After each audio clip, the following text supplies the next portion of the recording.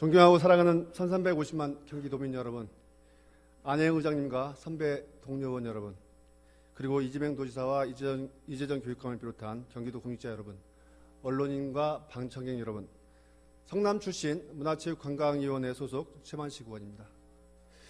매주 토요일 저녁 모 방송에서 배우 김영철과 함께 사람 지도로 돌아보는 동네 한바퀴가 방영됩니다.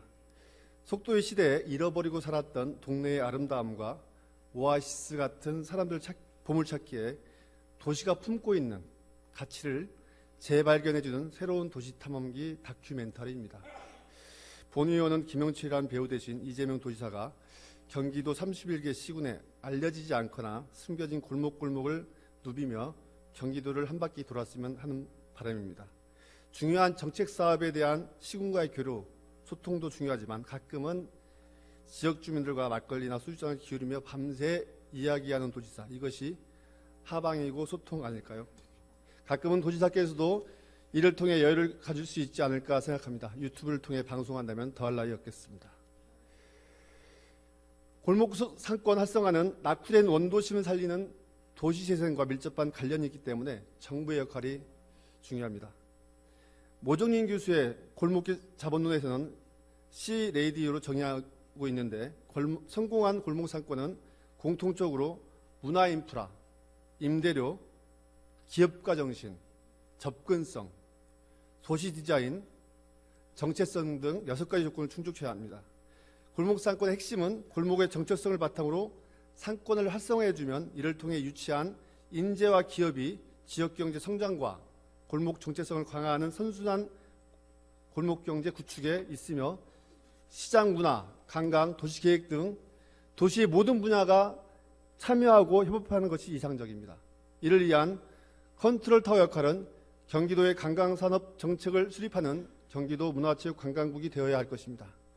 골목상권은 관광, 유통, 문화, 부동산 등 다양한 산업에 포함될 수 있으나 그중 상권 성장을 견인하는 가장 강력한 동력이 관광산업이기 때문입니다. 정책 지원 방법으로는 소상공인 정책, 상권 활성화, 도시 재생사업, 지구단위 계획, 젠트리피케이션 정책 등이 있으며 사각지대가 발생하지 않도록 섬세한 정책을 추진하여야 합니다. 특히 소상공인 보호나 도시재생으로는 선진국의 쇼핑거리와 경제가 갈 만큼 매력적인 상권으로 성장할 수 없습니다. 지금의 전통시장 및 상가 지원으로는 글로벌 수준의 골목상권을 육성하기 어렵습니다. 관광도시를 성공적으로 육성하려면 지역 내 골목들이 공통된 정체성을 지향하면서 교통, 문화시설, 숙박, 음식점 등 도시관광 인프라를 갖추도록 제도적 지원이 뒷받침되어야 합니다. 글로벌 수준의 골목 상권을 육성하려면 경기도가 먼저 새로운 발상을 통해 도시재생, 전통시장과 소상공인 지원, 골목경제 지원 등 분산된 골목상권 지원 정책을 관광과 연계해 골목상권을 혁신적 도시형 관광단지로 육성할 것을 지사님께 제안합니다. 타운 매니지먼트는 신개념 도시재생 기법으로 상업시설, 업무시설 집적지, 대형 복합시설을 건설할 때 단순한 건축사업이 아닌 건물주, 상인 등 지역주체가 지역 활성화 활동을 자발적으로 시행하고 지구운영 재원을 마련하도록 기반을 제공한다는 의미로 알려져 있습니다. 타운 매니지먼트를 적용한 일본 녹봉기 일지는 녹봉기 일지를 통해 브랜드화에 연간 방문객 수가 4천만 명 이상을 유치했고 영국 에딘버러시 지구는 관광 명소화 및 소비 증가로 방문객 소비율이 10% 이상 증가하는 등 자산가치, 마케팅 브랜딩, 지역 명소화, 상업 매출 증가 등의 긍정적 효과를 기대할 수 있었습니다. 경기도는 2005년 제1판교 테크노밸리를 조성하고 입주한 기업의 매출 총액이 73.9조 원에 달하고 있지만 그 이면에는 문화, 여가 공간과 정주 인구 미확보로 인한 공노화 현상과 상권 침체, 교통체증과 주차난 등 많은 과제를 남겨주고 있습니다. 현재 경기도에서는 판교 23 테크노밸리를 비롯 일산, 양주, 구리, 남양주, 광명, 시흥 테크노밸리가 이 문제를 개선하고자 여러 가지 방법으로 노력하고 있지만 판교 제2 테크노밸리는 산업단지 활성화를 위한 판교밸리 혁신협의회가 구성조차 되지 못하는 등 어려움이 발생하고 있습니다. 타운 매니지먼트 사업의 핵심은 개발에 참여한 민간기업 혹은 사업 최대 지분자를 주축으로 협의회를 구성해 사업 추진과 관리를 해나가는 데 있습니다. 따라서 판교 1, 2 테크노밸리의 동반 활성화를 위해서는 민간 참여형 협의체 운영이 반드시 필요하며 향후 여건에 따라 협의체를 타운 매니지먼트로 확대 개편하는 것이 필요합니다. 특히 판교 제2 테크노밸리는 타운 매니지먼트를 구성하여 관리 운영 및 새로운 수익 창출로 지역 활성을 도모해야 할 것이며 개발 이후에도 지속적으로 관리 운영을 할 수 있는 시스템으로 전환해 도시공간의 수유자인 시민이 자발적이고 주도적으로 운영 관리에 참여할 수 있도록 유도해야 합니다. 기본 방향으로는 사업지구 전반을 공간 디자인화하여 젊은 인재를 유입하고 타운 매니지먼트 관리구역을 선정하여 다양한 서비스 및 이벤트 개최를 통한 영리사업 등을 추진해야 합니다. 더불어 산업단지와 연계하고 스마트 기반 시설의 안정적 유지관리를 위한 공공과 민간이 역할을 분담하고 협업을 할 수 있는 운영센터를 건립해야 할 것입니다. 필요하다면 LH 등 전문기관이 타운 매니지먼트의 일원으로 참여하여 초기 활성화 역할과 지속적인 관리를 통한 지역 및 혁신 성장을 유도해야 할 것입니다. 타운 매니지먼트 도입은 공공의 재정 지원을 최소화하면서도 지역경제 활성화와 동시에 지역의 가치를 향상시키고 이러한 경제적 성과가 다시 지역에 재투자되는 선순환 구조가 형성될 것입니다. 따라서 현재 추진 중인 테크노밸리 조성사업에 타운 매니지먼트를 도입하여 대한민국의 대표적인 도시형 혁신 클러스터로 발전할 수 있도록 강력히 요청하는 바입니다. 신중년이란 퇴직 후 20여 년간 재취업 일자리에서 활동 가능한 50, 60세대를 뜻하는 정책용어로 고령자 또는 노인이라는 용어보다 활력 있고 자립적인 긍정적 의미가 담겨져 있습니다. 서울시는 신중년 일자리 정책을 가장 활발히 추진 중인 곳으로 신중년 세대를 50+ 세대라 칭하고 2016년 4월 서울시 50+ 재단을 설립했으며 소셜벤처, 사회적 기업 등 사회적 경제기업과 퇴직 후 경력을 이어가고자 하는 50+ 세대를 연결하는 사업을 보다 확대할 계획이 있습니다. 또한 부산시는 50+ 세대에게 재취업과 창업, 사회공헌 활동 등 참여를 지원하는 50+ 생애 재설계 대학을 확대 운영하는 등 신중년 세대들의 경력을 경제활동과 연계할 수 있도록 지원하고 있습니다. 경기도에서도 신중년 세대가 지닌 다양한 경력을 활용해 저소득층 대상 재무상담, 생활법률상담, 공연활동, 사회적 경제 기업 지원 등을 제공하고 있고 2018년 주요 실적으로 중장년 취업 지원으로 4050 재취업에 1143명, 5060 전문퇴직자 사회공헌형 일자리로 87명이라는 성과를 낸 바 있습니다. 또한 2019년도 고용노동부의 신중년 경력활용 지역서비스 일자리 사업에 선정되어 도와 도내 16개 시군이 추진하는 53개 사업에 22억 8천만 원을 확보했습니다. 많이 부족합니다. 신중년 세대가 의미 있고 보람된 인생 2막의 삶을 성공적으로 시작할 수 있도록 여건을 조성하고 경험과 전문성을 바탕으로 사회 곳곳의 어려움을 해결하며 사회적 자본으로 활약할 수 있는 기회를 마련해 주어야 할 것입니다. 신중년과 손잡고 다문화 가정 멘토링, 아동학대 예방, 지역 독거노인 대상 복지 서비스, 지역 아동센터 아동학습 지도, 지역 관광지 안내 같은 사회 서비스 등 신중년 일자리 발굴에 많은 관심을 갖고 31개 시군과 함께 사업 발굴에 보다 더 노력을 기울여 주시기 바랍니다. 2009년 편찬산업의 사업의 종료를 끝으로 경기도사 편찬사업은 문화진흥위원회가 대행하도록 하였지만 경기도에 지나간 역사와 미래의 변화를 예측하는 도사 편찬과 관련된 활동이 전무합니다. 현재 경기도에는 24개 시군에서 각각 시사 편찬과 지역사를 개별적으로 연구하고 있지만 경기도라는 관점에서 정체성을 찾아내는 길이 경기도를 존재하게 하는 것임을 감안해 볼 때 경기도사 편찬 사업이 재진행되어야 한다고 생각합니다. 이를 위해 상설화된 도사편찬 회의체 구축이 필요하면 도사편찬 사료관과 역사 자료를 갖춘 아카이브를 구축하고 도민 누구나 경기도의 역사를 알 권리가 있으므로 자료가 모이는 곳은 철저히 오픈되고 공유되어야 합니다. 그리고 시대별 도시경관을 기록하는 도시경관 기록화 사업도 병행되어야 하고 도사편찬과 관련한 조직의 구축, 지방문화원의 각종 지역자료를 종합해 시군 간 연계성을 검토하여 경기도사를 재편찬하길 바랍니다.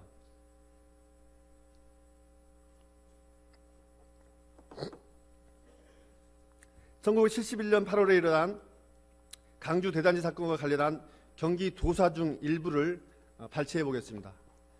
1966년 당시 서울에는 대략 18만 채가량의 무허가 판잣집이 있었는데 이 중 5만 채 정도를 옮기는 이주단지를 건설하고자 추진된 것이 바로 강주 대단지 조성이다. 도시 빈민들에게 땅을 불화하여 정착시킨다는 취지에도 불구하고 이주 당시까지 정착민을 위한 생활 대책은 물론 기본 편의시설조차 마련하지 못했다. 정부는 이들에게 분양지 대금의 과다 책정, 과세 강행 등으로 도시 빈민이었던 정착민들을 수탈하려 했다. 또한 집행권을 둘러싸고 서울시와 경기도가 충돌하는 행정상의 모순으로 폐해는 고스란히 이주민들에게로 돌아갔다. 마침내 이주민의 누적된 불만이 폭발하여 80사건이라 불리는 강주 대단지 사건이 발생했는데 이 사건은 근본적으로 복지를 도외시한 성장이주 정책이 빚어낸 결과였고 이 시기 수도권의 소외계층이 겪을 수밖에 없었던 상황을 반영한 것이었습니다.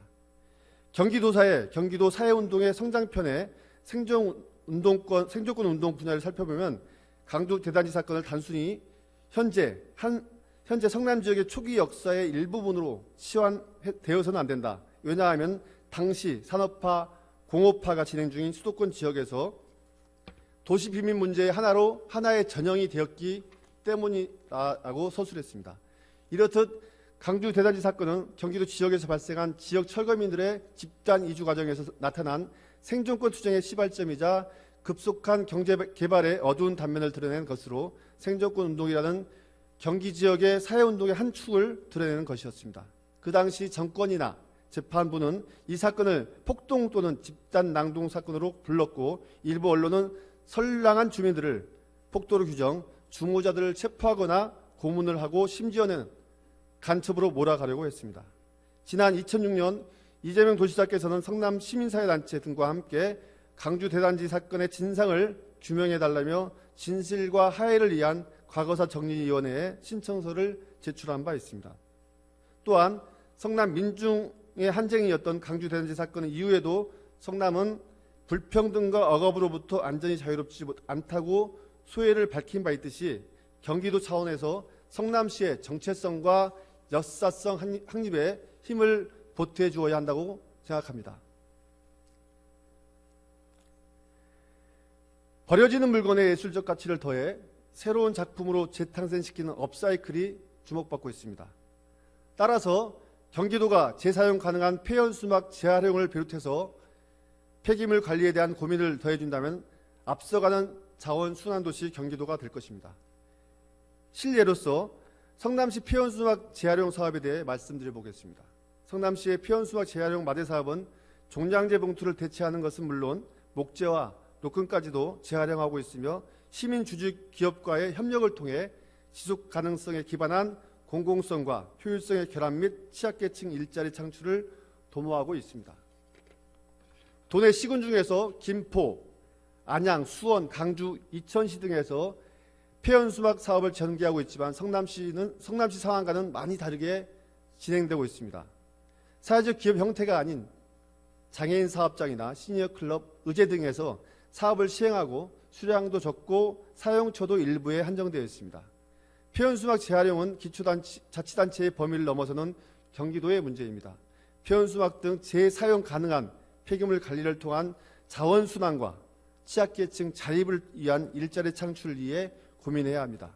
경기도에서 모범이 되는 지역을 중심으로 시범사업단을 설치하여 운영하든지 아니면 업사이클 프라자 부지를 활용하여 운영해 볼 것을 지사님께 요청드립니다.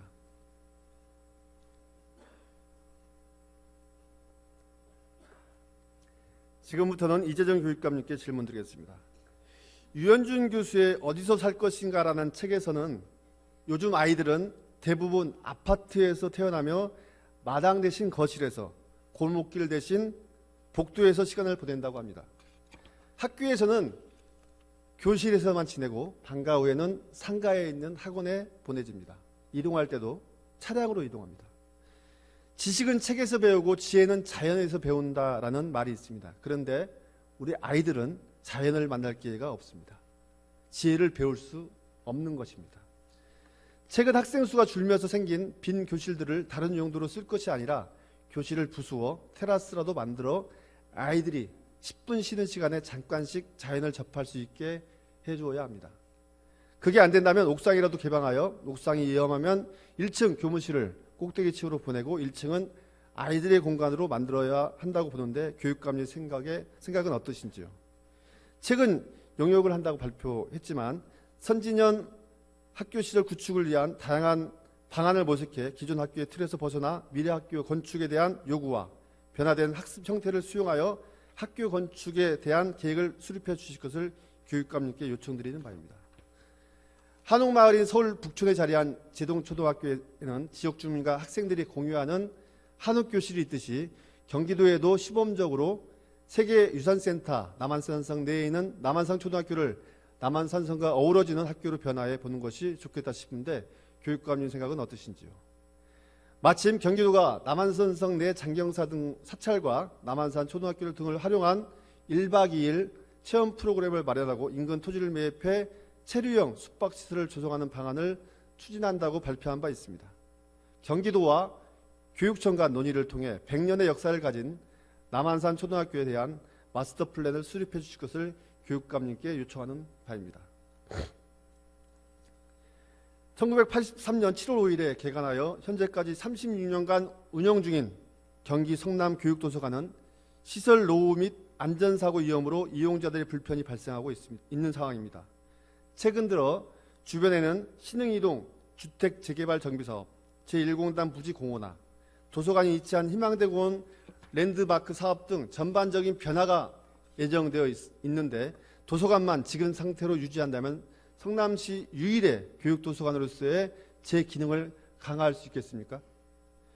경기 성남교육도서관은 현재는 절망대 도서관으로 칭하여지기도 하지만 분명 성남 시민과 학생들에게 공헌한 바가 있습니다. 현재의 자리에서 개축을 추진해야 할 것입니다. 따라서 경기 성남교육도서관을 주변 상황에 맞춰 개축을 추진하는 데 있어 이재정 교육감의 통큰 결단이 있어야 한다고 생각합니다. 대안을 제시하자면 지난해 경기 양주시의 안전체험관이 양주시가 토지를 무상으로 제공하고 경기도 교육청이 자체 예산과 교육부 특별교부금으로 건립하기로 한 사례가 있습니다. 성남시 소유의 도서관 부지를 무상으로 제공받는다면 교육감께서는 양주시의 안전체험관 건립 사례처럼 경기 성남교육도서관을 새롭게 개축할 의지가 있는지 묻고 싶습니다. 재정상의 이유로 지자체의 부담을 떠넘긴다면 자칫 교육도서관이 존폐이기에 처할 수 있습니다. 지자체와 긴밀한 협의를 통해 대책을 수립해 주십시오. 대한체육회가 주관하는 2019 학교 체육시설 개방 지원 사업에서 경기도는 부천의 덕산중을 비롯한 4개교, 시흥시의 군소초 등 3개교, 안산시의 3.1초, 안성시는 중산초 등 3개교, 이에 수원시 1개교, 화성시는 2개교 등 총 14개 학교가 선정되었습니다. 그러나 각급 학교 시설의 개방 여부를 둘러싼 갈등이 늘고 있습니다. 언론 보도에 따르면 학교와 학부모들은 학생들의 안전과 학교 기물파손, 쓰레기 투기, 성범죄 등 부작용이 적잖다며 학교 시설 개방에 미온적인 반면 지자체와 생활체육 동호인들은 주민건강과 여가를 위해 최대한 문호를 넓혀야 한다는 입장입니다. 본회의 볼 때 이 문제의 원인은 지자체는 체육시설 확충의 의무가 있는데도 학교에 지원금을 줬으니 학교가 알아서 할 문제라고 하고 학교를 관리하는 교육청은 철저한 관리감독을 위한 대책이 없다는 데 있다고 보여집니다. 이런 다툼의 해결 방안은 철저한 관리감독 시스템을 확립하는 것입니다. 일선 학교에서 우려하는 시설물의 피해, 행정업 부담을 해결할 수 있는 시스템을 만든다면 도민들에게 보다 저렴하게 학교 시설을 이용할 수 있는 기회를 학교는 시설대관으로 예산을 확보할 부가가치를 생산할 수 있는 솔루션이 될 것입니다. 따라서 공유경제를 기반으로 한 학교 유휴공간의 연결을 지원하는 스쿨 쉐어링 제도를 도입하는 것이 바람직하다고 봅니다. 스쿨 쉐어링은 학부모들이 걱정하는 예부인 출입비에 따른 학생들의 안전 문제를 해결할 수 있을 것입니다. 스쿨 쉐어링 제도는 학교 개방 때문에 학생들이 입는 피해로 주객 전도가 되는 현상을 막는 것을 원칙으로 운영하고 있습니다. 학생의 안전과 학교의 행정적 부담을 해결하고 대관 브로커를 막아 정당한 가격으로 지역 주민들에게 체육 공간을 제공해 모두가 만족할 수 있는 생활체육 문화를 만들어 나가는데 스쿨 쉐어링한 제도를 검토해 경기도에서도 접목해 봤으면 하는 바람입니다. 교육청은 그동안 학교 개방 문제를 이해 제대로 나선 적이 없는 것으로 알고 있습니다. 이번 기회에 도체육지원과 체육회 등과 긴밀한 협의와 논의를 통해 학교 체육시설 개방에 대한